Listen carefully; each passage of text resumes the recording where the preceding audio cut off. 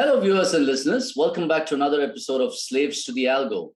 I'm Suresh Shankar, founder and CEO of Crayon Data, an AI and big data company, podcaster, and host of Slaves to the Algo. Slaves to the Algo is my attempt to demystify the age of data and the algorithm, sharing my learnings and those of other leading professionals to understand how they're using or being used by data and algorithms in both their personal and their professional lives. And in Slaves to the Algo, we don't attempt to say that the future is either dystopian or utopian, the data is good or bad. It merely seeks to bring alive the use of data and algorithms more into our conscious thinking selves. At Crayon, we are particularly inspired by the life stories and professional achievements of women who chose to break the bias. The tech industry has been notoriously challenged when it comes to women representation. And in 2020, a study found that women make up only 28.8% of the tech workforce. It's been increasing steadily, but at this pace, it's going to take a long time before women hold up half of the tech world like they do in the real world. So we do need role models. And in recognition of that, for the last few episodes, we've been featuring a series of women leaders in technology and data, people who are reinventing the technology landscape as we speak. And today, I'm particularly thrilled to welcome a transformation designer, a mobile tech entrepreneur, an expert in education, a global speaker, SoYoung Kang, onto the show. Welcome, SoYoung. Thank you so much, Suresh. It's such a joy to be here. Love what you guys are doing. Data is so important.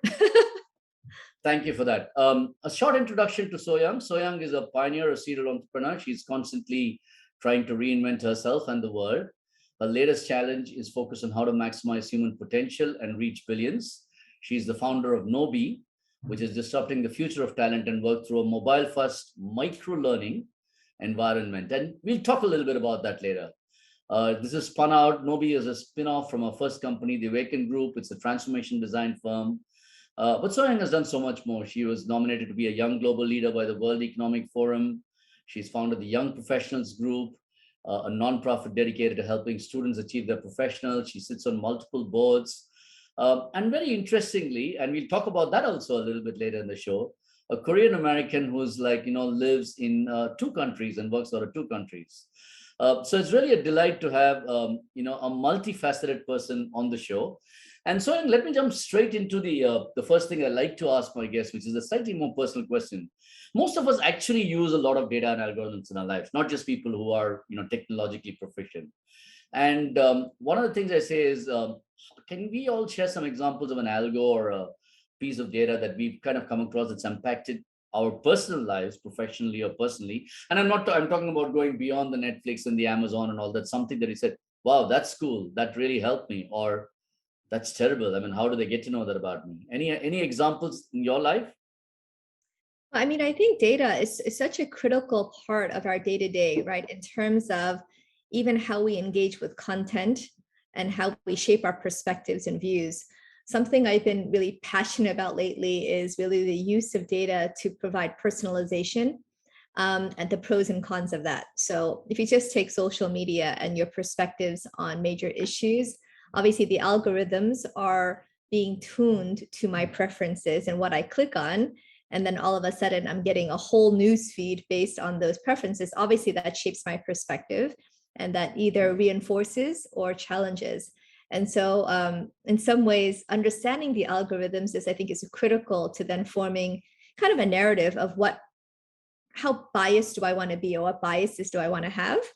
So, so I've been messing up the algorithms by changing and clicking on all kinds of strange things to get a much more diverse perspective in my news feeds. And so, these are really small examples, but they're really, really major things that are shaping the way we think and perceive the world. And yet, it's fascinating that you say that you are trying to influence the algorithm by going and clicking on crazy things. But for an average person, the algorithm is actually shaping the way they think because they're doing it unconsciously. And I think that's one of the biases that we talk about in the show, which is how much are they messing with our lives, or how much are you messing with the algorithm? But I think I really want to come to your life story because such a fascinating thing, SoYoung. I mean, you were actually in strategy consulting and transformational work, and then you decided to create a difference in the learning space using technology. So what made you make that switch into, I mean, into both learning and into, I need a technologically enabled way of driving learning? Sure, it's a great question. I mean, you know my background, right? And because we spent a lot of time together. I think when you're in consulting, in advisory, whether it's McKinsey or whether it's at Awaken, I think the impact is deep. You spend a lot of time, and with people and with your clients, going really deep at solving their problems, and there's a joy, and a really deep purpose and meaning in doing that. But it's really difficult to scale, right? It's difficult to scale deep kind of consulting and advisory work. And so the whole idea of mobile, and I share this story, is I'm not particularly, in love with mobile phones or anything, but there are, at latest count, 5 to 6 billion, if I'm not wrong, smartphones in the world. So Yep. There is going to be a technology device that is going to help us scale and improve human potential and reach, so many people today. It's the mobile phone. And so that was the reason why, we leveraged that particular modality, if you will, as a vehicle for delivering impact. Now, in terms of learning and improvement and just maximization of human potential, it was a little bit shocking that there are not a lot of tools designed for true learning experience in community, which is how we learn. Yep. Most of the platforms are really good at content delivery of learning content. True. And those are very different things. So, as an entrepreneur, we like to solve problems. I was really shocked that this problem was not solved, so that there were not better tools for learning. And so that was why we created Nobi, which is a creator tool for trainers and for content creators to design better learning experiences. And you've done it in a particularly interesting way, right? I mean, you've tried to say, hey, listen, how do I take this whole face-to-face interaction, which is how training was always done. And you designed the courses in a way that it's almost like it's face-to-face. Could you walk us through that?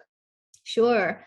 So I think learning and the way that humans learn is a combination of things. It's really quite simple. Someone catalyzes and gives us a knowledge catalyst. That's a piece of content, an idea. That could be a video, an article, etc. And that's the beginning of learning. Once we have that, we then need to dialogue and discuss and think about it. And then we apply it, obviously. And if we apply that, that becomes part of our knowledge base. And so you can apply those same principles face-to-face, or in an asynchronous, digital environment, or in a blended environment. So we just took the same philosophies. I'm also an educator, so I used to teach many, many years ago. And in some weird ways, I've been teaching, my whole life, actually. And so even though it wasn't a formal teacher, I've been teaching and training for my whole life. And so you take those same principles, and the technology was designed to mimic the human experience.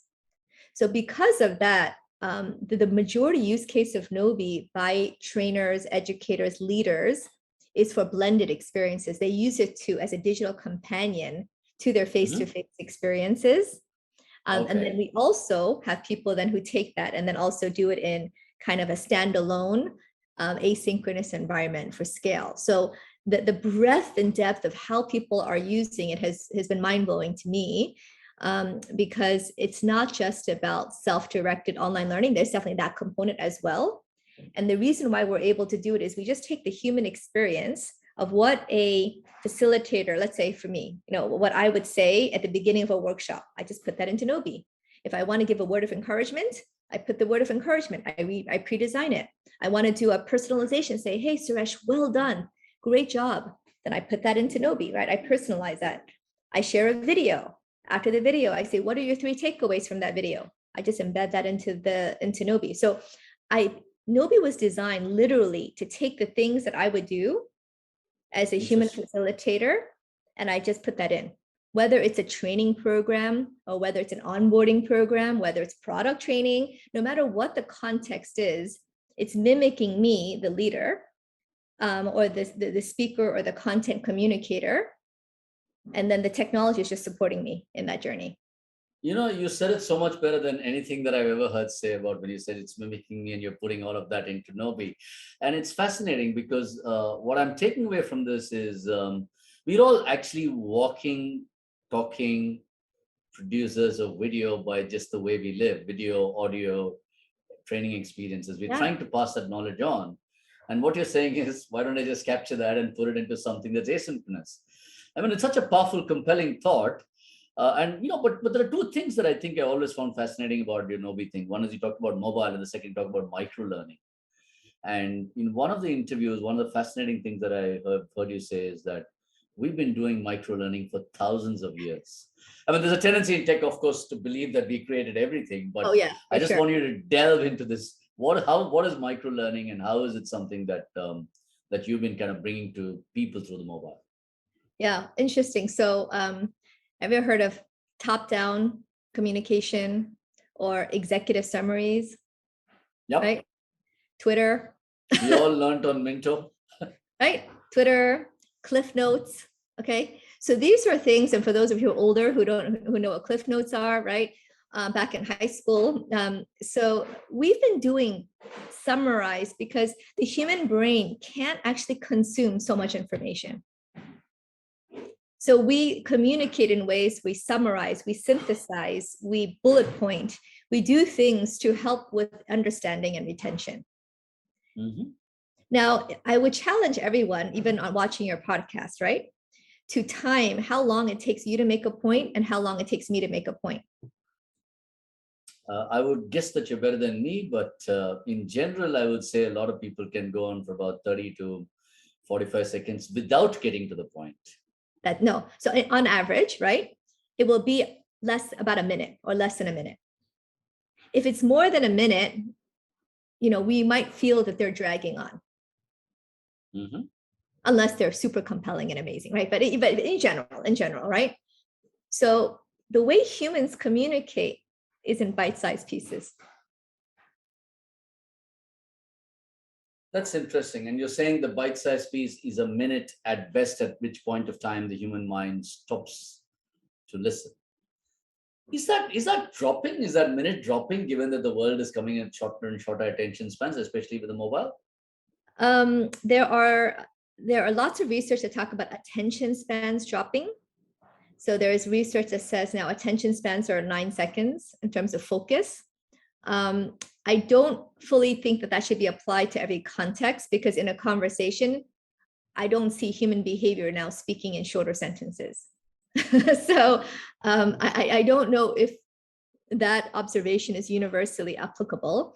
I do think an observation of human behavior is that we have always, in some ways, communicated in short bite-sized pieces. And one of the other fascinating things about microlearning is that they talk about the fact that you can only talk about one or two topics in each unit, and it's it's one is the time, two is don't talk about too many things.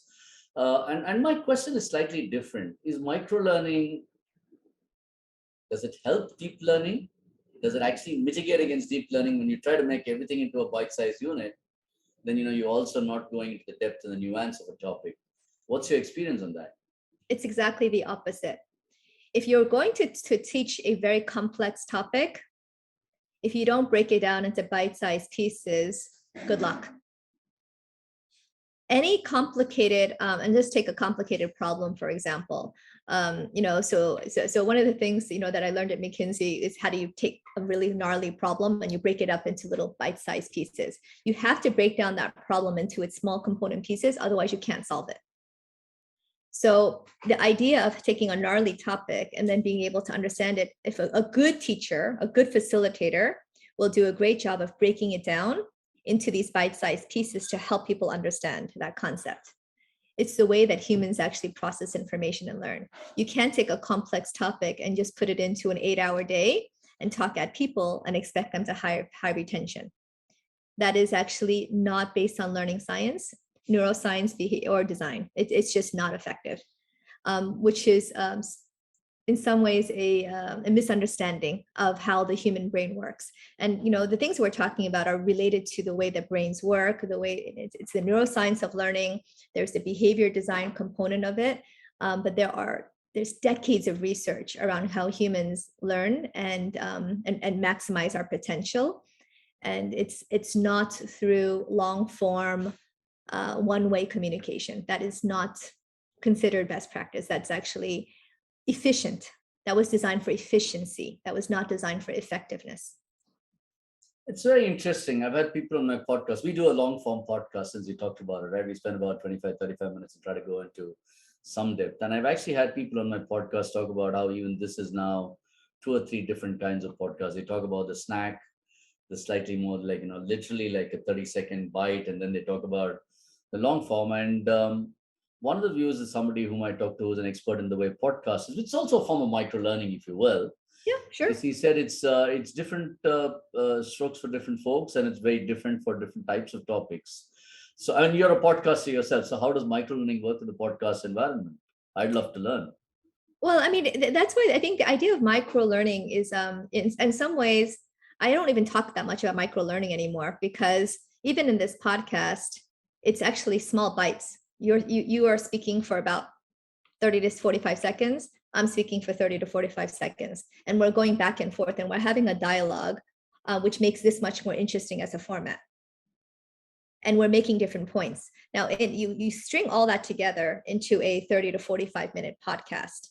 And the truth is, people will take away, if we're lucky, 3 points, but most will probably remember 1 or 2, if we're lucky, right? And other people will say that was really entertaining and go on with their lives.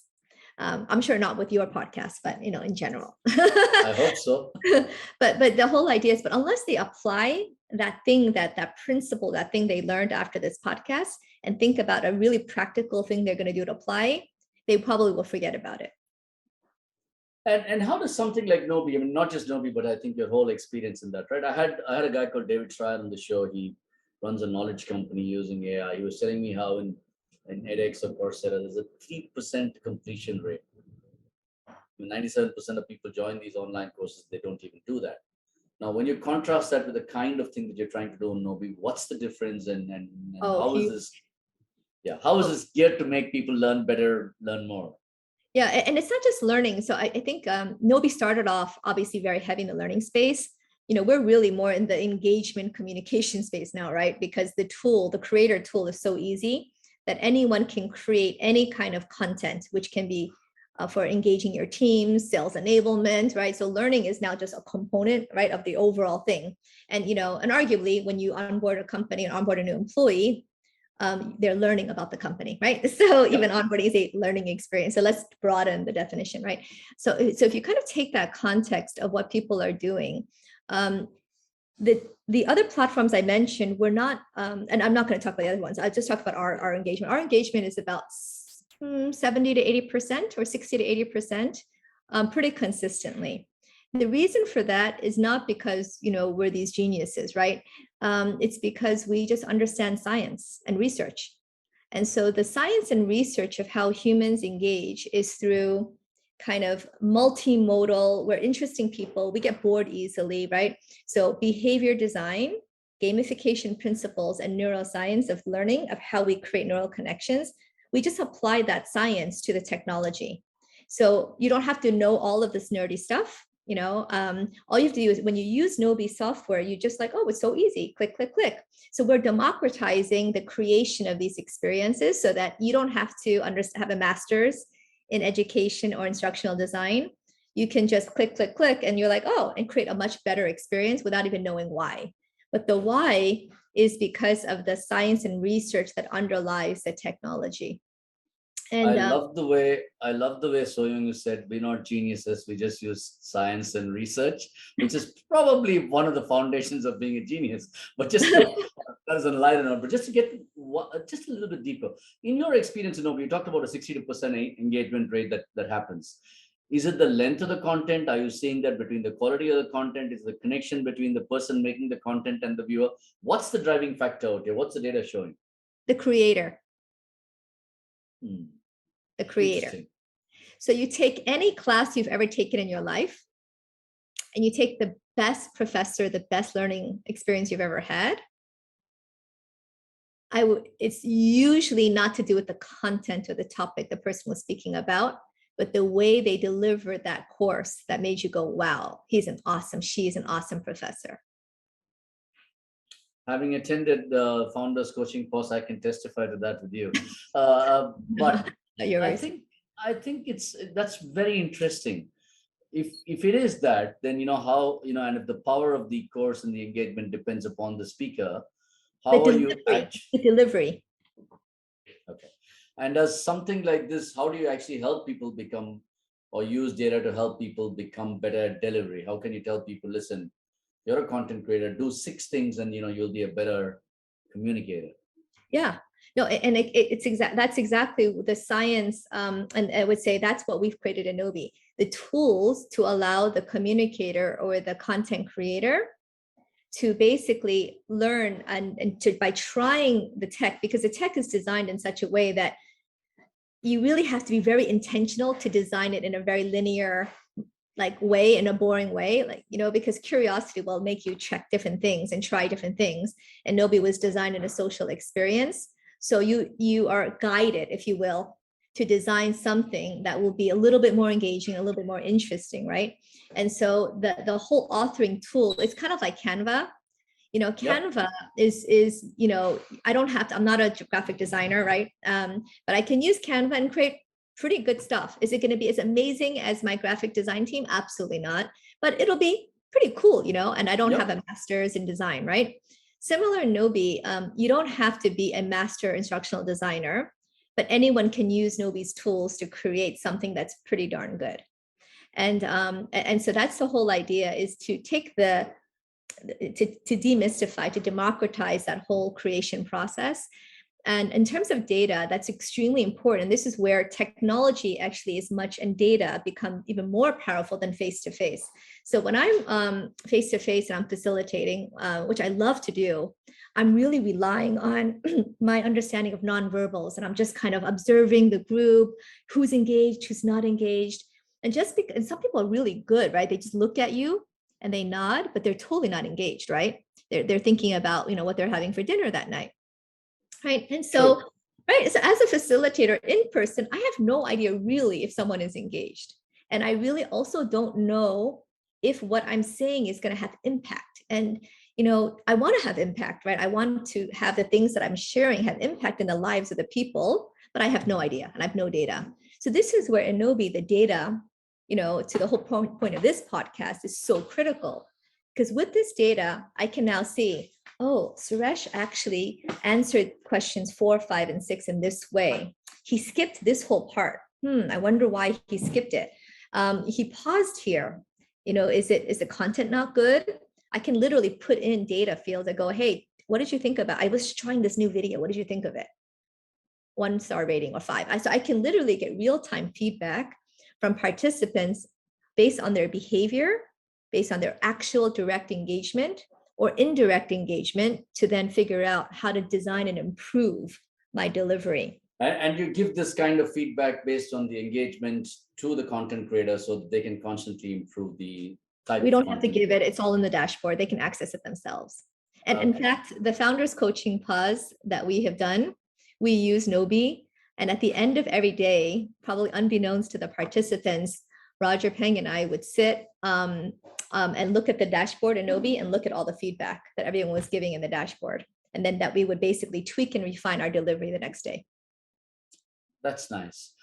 So moving on to another topic, I think, one of the things that has also been another facet of your own journey has been your involvement in saying we've got to do more for, for young people, for people who are in, less privileged things and people who can afford to go to the top schools. And one of the things that you've done in Africa is to design this content for the Yes for Youth app.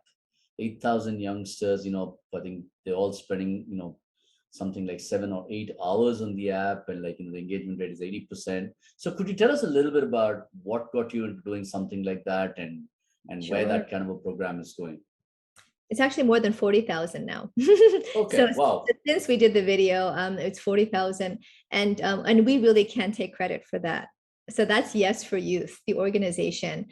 Yes for Youth, and the former CEO now, Taz, she is super inspiring lady, and she was looking for a platform and a mobile app to help unemployed youth in South Africa, given that very, very, very high unemployment rates. In fact, the former president, all involved with this initiative because it's a huge problem, right, in South Africa. And so they were looking for kind of not just kind of micro content. So that's why I kind of don't talk so much about micro learning only anymore, because it's not just about the content being short. Just because you take a 60-minute video and you break it up into 61-minute bites, it doesn't make it more effective, right? Because it just doesn't. So it's the instructional design part of it that's married with micro learning that becomes really important. And so anyway, so they took that and they basically created a whole workforce development and preparation of jobs for these unemployed youth. They designed the curriculum, they designed the program, and Nobis is just a software that delivers that. But they couldn't find a software that was delivering very interactive, impactful experiences. That's why what would happen in the old and prior to Nobis, they would have these people train on just on micro learning on phones, and then it would just drop off. It would just drop off because engagement rates were low and they were not able to apply what they learned. So they would get their jobs and they would quit. One of the things that they found, which really honestly to this day, like, if, who knows the future of Nobi, right? But if this is one thing that I feel like so proud of that we did, they were lacking confidence. Okay, so if you think about this, Suresh, when you and I work and we make a mistake, what do?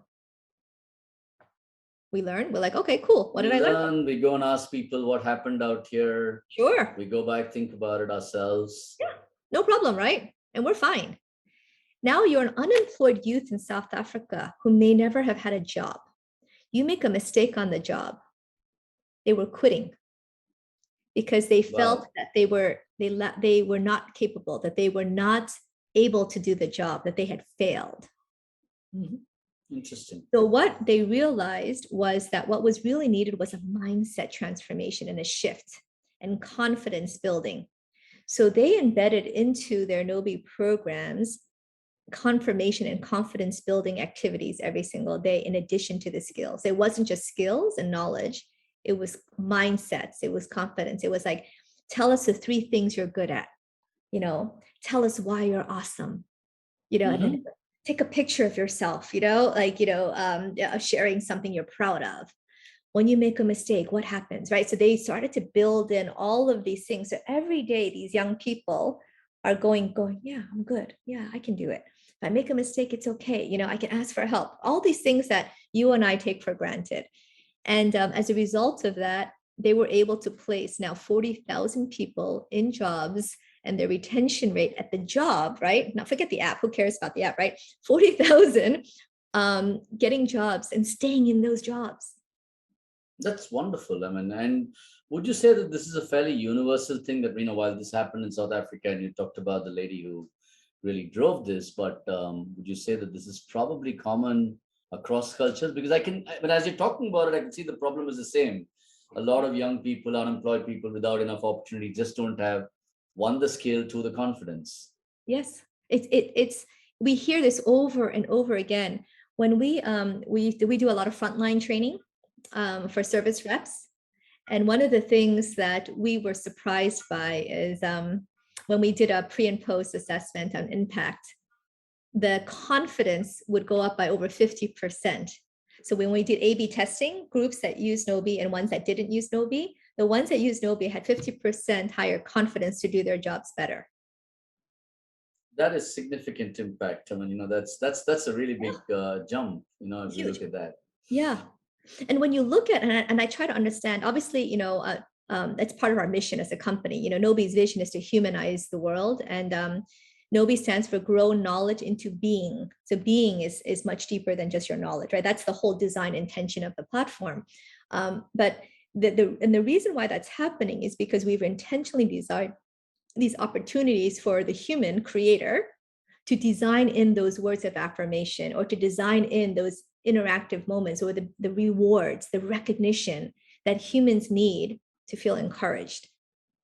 And it was intentionally designed, right? I talk a lot about humanizing technology, and your design intention as the tech founder in the content, the tech tools that you create and the products you create.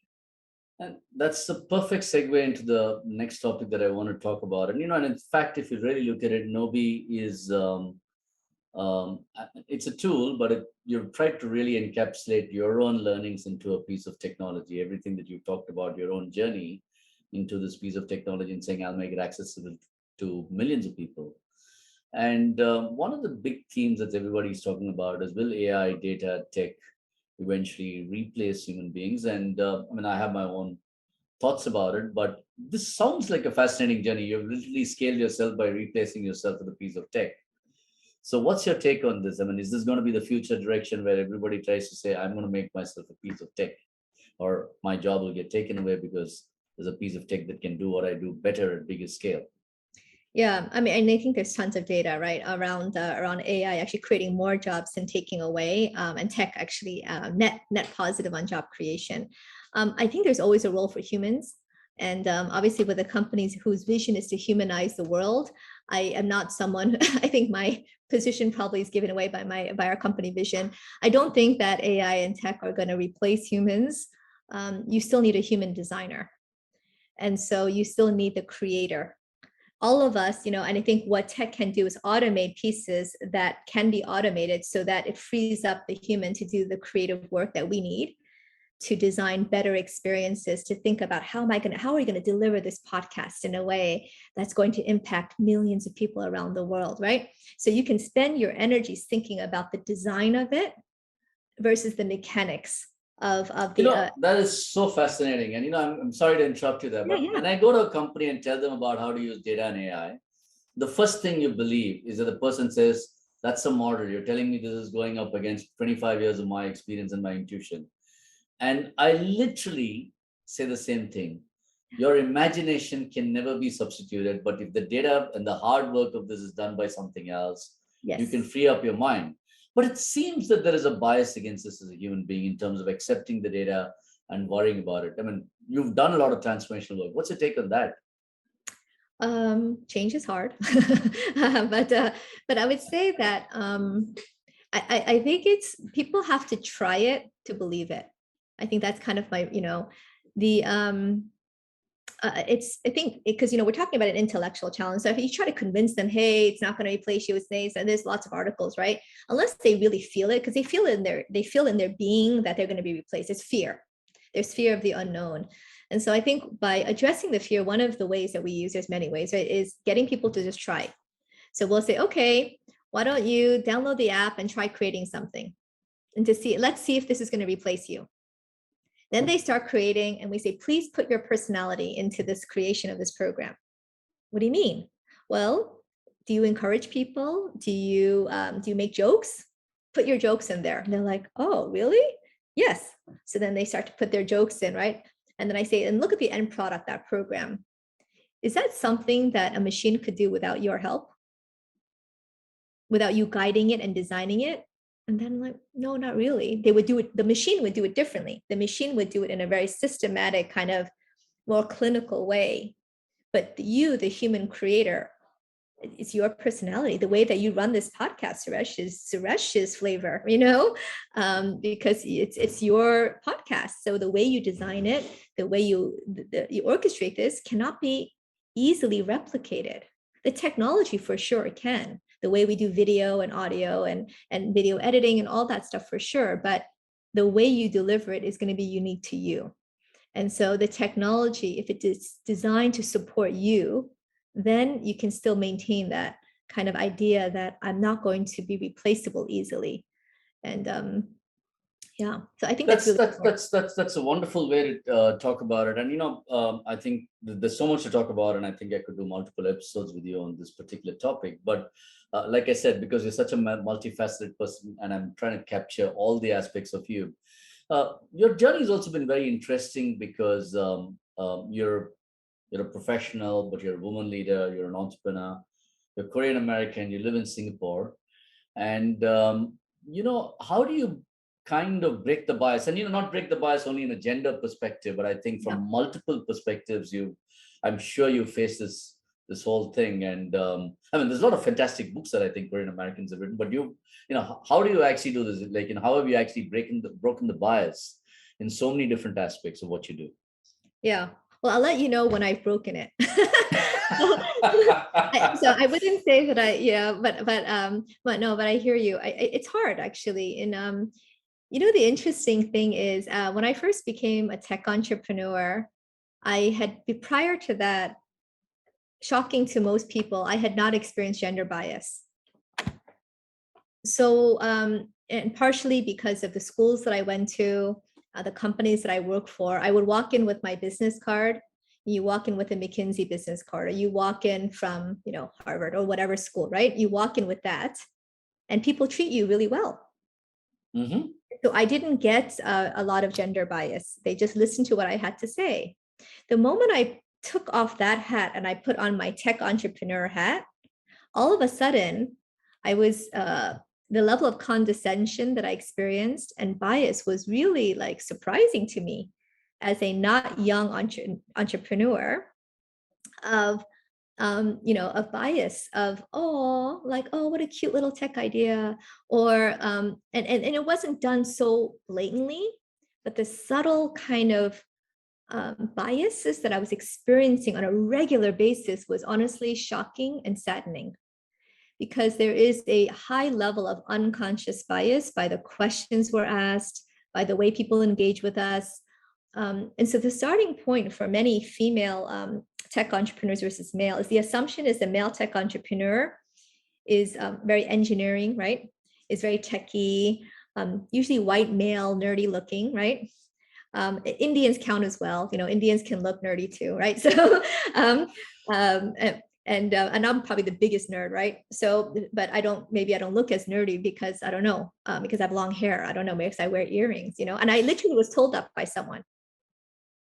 By the way, I failed math, stats, and technology all the way through school and college. So I'm not that stereotype, but I completely understand what you mean. And I think what would be really interesting to all the listeners, and especially the women listeners, is some of those examples of conscious bias, if you're comfortable sharing them. Sure. The unconscious bias that you face and how you overcome them.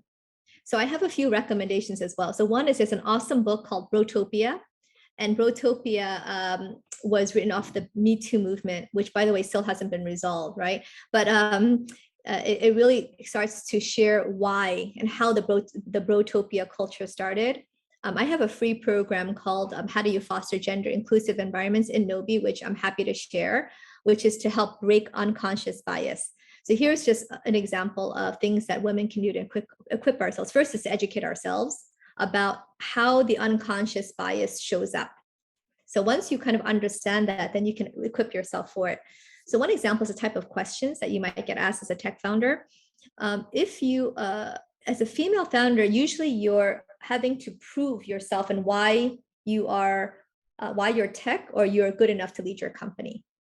And so you're constantly having to go back into history to defend the decisions you've made, versus being much more forward oriented to your dreams and aspirations of how are you going to reach 1 billion people and how you're going to rock and change the world. And so true. I can almost imagine it as you're speaking it, right? I mean, there's an assumption that if you're a male guy and you're a Indian or whatever it is, or an engineer, yes, that you can do all of this stuff. I mean, yeah, so no, it's very real, right? So then as a female, once I read these articles and I was like, oh my gosh, I'm getting all those questions, right? So one, and I still haven't solved it. That's why I'll let you know if I ever do. I constantly get coached on this, even by one of my board advisors. She's a female, and she keeps giving me feedback. She's like, "You're being too female." I'm like, "Huh? What?" She's like, "You got to be bolder. Just go aspirational. So redirect the conversation to your aspirations and what you're building and the future vision of your company, not just the past. Don't sit in the past." And I'm like, okay, the other bias that that women have, and this is more communication style. I'm still working on this. So for all your viewers, I have not nailed it, but I think I'm a little better today than I was before, is in terms of the way we communicate. So when men ask questions, men may not answer the question, and they'll answer the question they want to answer and move on. Absolutely true. Right? Women will be asked a direct question, and we tend to feel the need to answer the question directly. And so, and if we don't, and if other women don't answer our questions, we get upset because we're looking for the actual answer to that question. And That now is such an interesting insight. it's very interesting, right? So now if you're trying to drive the narrative, the bias is already started because women tend to answer the question. So if an investor or someone is asking you the direct question, you have to answer the direct question. Whereas if you're a male, you're like, oh no, I have a narrative. I have a story that I want to tell. No matter what you answer, I'm going to direct the conversation this way. And what happens when women do that? Is there pushback? When women change the narrative and they answer a different question? I know, I think it actually works because I've tried it and it works. So if the male is asking the question, they don't care. They're used to it. They're not necessarily looking for my exact answer anyway. But if the woman is asking the question, then it's a bit different. Then they might come back and say, hey, you didn't answer my question. Great. That is such an interesting insight. And you talked about this book, Brotopia, you called it. And you strongly recommend that all our viewers and listeners read that book? Yeah, totally. It helped me to understand the Silicon Valley bro culture and where it came from. I found it very fascinating. And you talked about your own little thing that you've done at Nobi, which helps people really bring this problem of gender inclusion and gender bias into your conscious thinking selves. We'll take that up and we'll post a link on that as well. That's something I really wanted to ask you, right? I mean, and I'm asking you this from the other side of this stuff, right? I've actually seen sometimes women also discriminate against other women.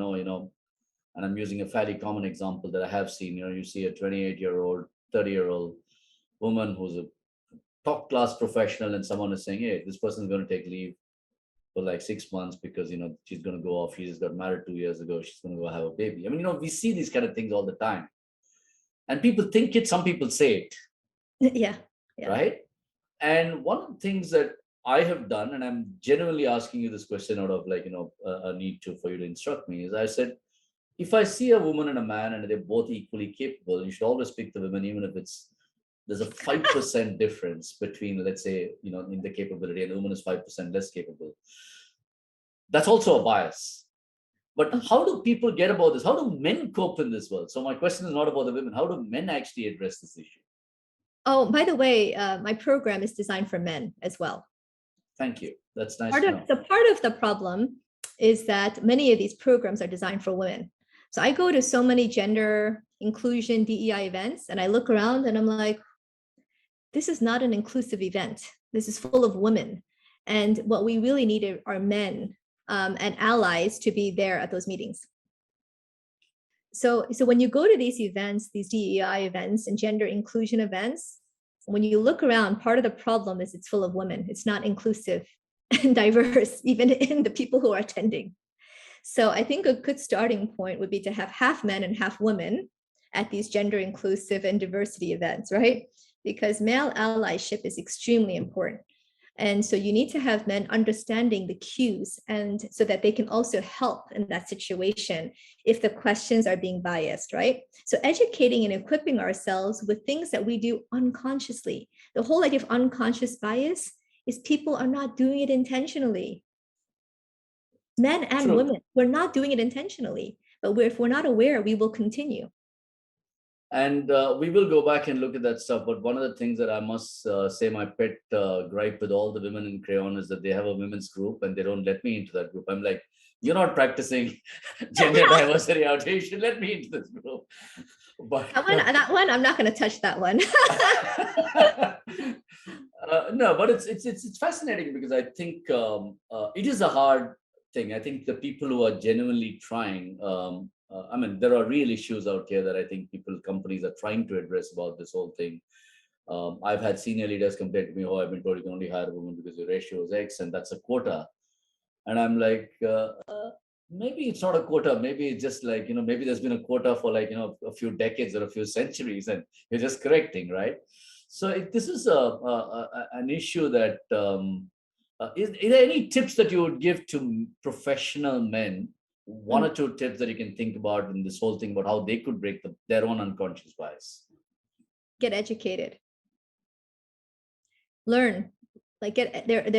Learn about, read these books, take these programs, learn about the experiences of women who are experiencing unconscious bias. Read the stories. I think by educating yourselves, it starts to then awaken kind of your consciousness about what's the possibilities. And I think you'd be shocked at some of the stories that you'll hear and things that every single day in a meeting, how a male and a female are treated in a meeting, different. What happens when a male speaks versus a female, the types of phrases we use unconsciously. And so as you read and educate yourself on all these things, then you'll start catching yourself, oh my God, I just did it. I didn't realize it, right? So, and no one is perfect. And so this is not meant to be oh my gosh, you're terrible, men are terrible. No, not at all. I love men and men are super important. And women do it to women as well. Just let's be clear. The unconscious bias is not just by men, it's by men and women who do it to ourselves and to each other unconsciously.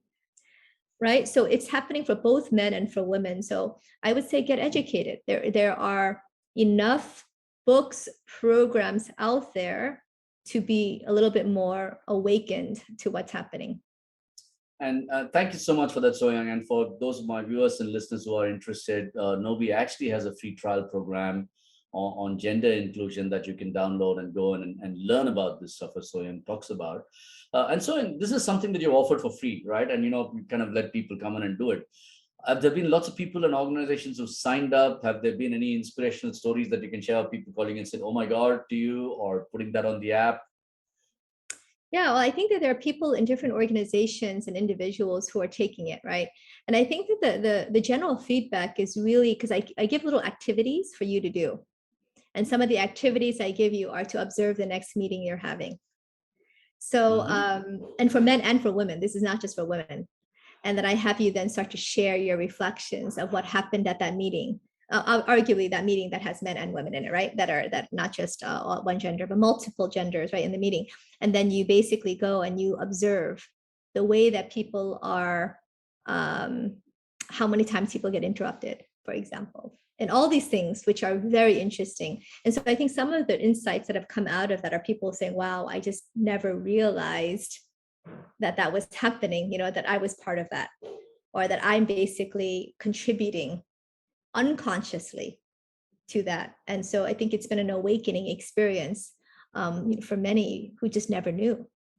And I don't think it's bad intentions.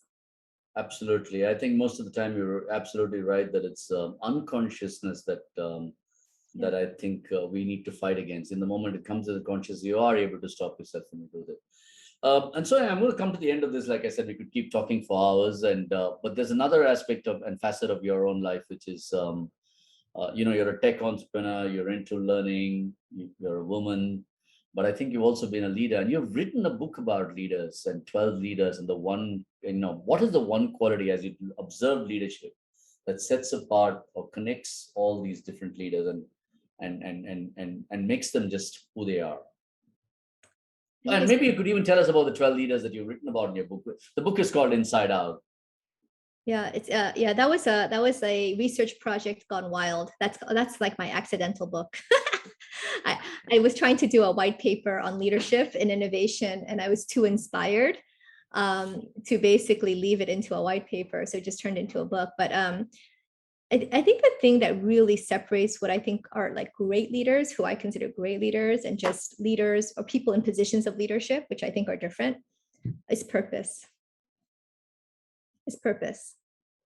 I think when you find leaders who have a true sense of purpose and they're moving towards that purpose with a conviction and a passion and an energy, I think there's a lot, there's I think a power in that purpose. And of the leaders I've met who've really inspired me, they're not perfect. They've made mistakes. If you have not made a mistake as a leader, like big mistakes, then I think still on your journey, right? So I think those leaders and those mistakes have created a sense of humility. And when you see great leaders, they tend to have these common characteristics of tremendous humility in the face of what seemed to be tremendous accomplishment.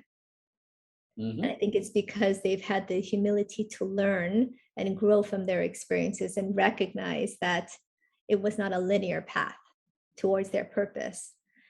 And those tend to be the ones for me that are most inspiring, in some ways that I aspire to be grounded, right? Grounded, like striving for purpose while grounded in reality, and these leaders, when you meet and experience them, you're like, wow, there's something different about that person. And can I just delve a little bit deeper into that? And it's fascinating that you talk about purpose and humility, because I think it's very, it's one, it's inspiring too. I think it talks to what I believe too. Yeah. But when you look at the tech world, it seems that the world prizes being a jerk. There's no other way to say it. Oh yeah, 100%. The best entrepreneurs are whatever people who went out and got things done and whatever else there is. And in some cases, there has been some comeuppance for the jerks, but in many cases, it seems that they still rule the top of the tech world. So, is there something we're doing wrong out here in tech leadership? Well, first of all, I think that's just a reflection of the human spirit and the human experience. And the greatest leaders are not always the most celebrated.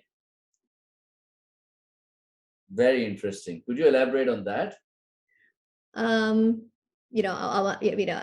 This is such a common example, but I have to use it. Like, Gandhi, right?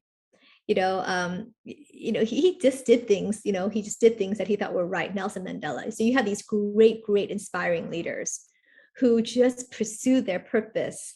And went through a lot, right, to basically get to, but they were not doing it because they were trying to get on the cover of like Forbes or Tech or all these magazines, right? They did it because they believed in it, and as a result of it, the impact was pretty tremendous. That's very different. So when I talk about great leaders, I'm talking about greatness, right? Not people who are necessarily successful today. There are lots of people who will be successful today by lying, cheating, and stealing. A ton. And they exist not just in the tech world, but in the business world in general, just in society, politics, the whole world, right? Yep. And so I think greatness doesn't have to do with short-term success. I think the question is not about today's success, because you can lie, cheat, and steal and make a ton of money. I can go rob a bank and be really wealthy, right? Right? So it's going to be the legacy that's left behind. So what legacy are these leaders leaving? So these tech leaders, who are, jerks, right? What legacy will they leave? After they are no longer in position, will they be remembered? And if they are remembered, how will they be remembered? Some very, very powerful learnings in what you just said out there. And the truth is that I think when we prize short-term success, I think we tend to fall into these traps. And it's also complex. I mean, I don't think in some cases many of the people who are speaking perhaps a little bit too empathetically, some of the people who have displayed jerky behavior are also being driven to do that by the circumstances around them, by other bros, by other stakeholders in the system, etc. And that is a fairly complex topic and probably one that we should have a separate podcast about. But it's really been fascinating having you on the show, SoYoung. So much that I think we talked about, how you can apply science to the tech, how you may engage human beings through better behavior design. One of the things I found particularly fascinating is the fact that you said the driving factor for really great learning is actually the creator and what they bring to this, what they bring to the show actually. And finally, I think where we ended with this whole idea that so much of the biases that we do is unconscious and people need to educate themselves. I mean, it's a simple thought, but it's really powerful. So, SoYoung, thank you so much. It's been a pleasure having you on the show, and thank you for sharing all your learnings on learning, on breaking the bias, on leadership. Really a pleasure having had you on the show. Suresh, thank you so much for being an inspiring leader and one of the inspiring tech leaders who walks the talk. And this is such a great idea. Thank you so much for having me. Yeah, and to my viewers and listeners, thank you for listening to us today. Slaves to the Algo is available on YouTube, Spotify, Google, and Apple Podcasts. We release a new episode every week. If you really like this episode, don't forget to like, share, and subscribe. Most importantly, slaves stay relevant because we are in the age of AI and we do not want to be slaves to any algorithm, whether human or machine. See you all next week. Thank you once again, SoYoung. Thank you.